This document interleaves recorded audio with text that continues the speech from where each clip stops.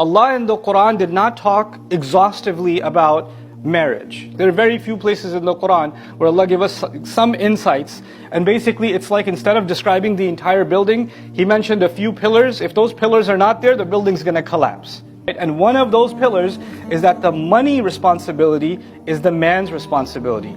He better go find a job, he better go get some work, he better go and provide, because that is actually what Allah has made him responsible for the groceries, for the car, for the fuel, for the electricity bill, for the school, school supplies for the kids, everything. Everything. And that starts from the very beginning. When you get married, you take the responsibility of paying a mahr, a dowry.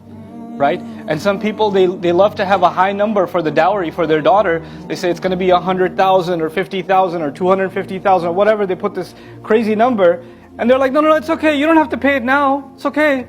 But mashallah, we should have a number that looks good. And then people are married for 20 years and the guy hasn't paid his dowry. That's ridiculous.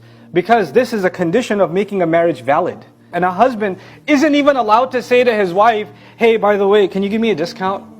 I know you put 50, can we take a few zeros off of that? Or how about I give it to you, not dollars, can I give it to you in rupees? If you agreed to it, then you signed on. If you didn't want to agree to it, then you should never sign that document. You're actually not even allowed to hint that you have trouble paying your mahr. Men aren't even allowed to hint at that. And after you pay the dowry, like if you're a monthly payments you're making, you give her like $500 or something, $100, whatever you give her, that's part of your dowry that you're paying off.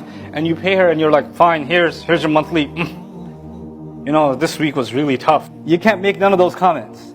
And if she takes those $100 from you, and then she takes out a dollar bill and says, here, go get yourself some ice cream.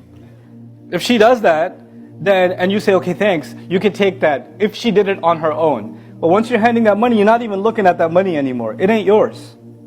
That's part of being a man, according to the Quran. And there are many men around the world whose wives are being told to go get a job and work while they're sitting at home. Muslim men. And they're saying, you have to obey your husband. What kind of what religion is that? Allah Azza wa Jal made men responsible financially. If there's a desperate situation and a wife decides to go get a job and support financially or do on her own, that's a voluntary thing she's doing that she cannot be told to do. And if she does that, if she does get a job, if she does have a business, if her father left behind some stores or some property in her name, and you're like, hey, can we get some of that too? Because I'm your family. No, that's her money. You can't touch it.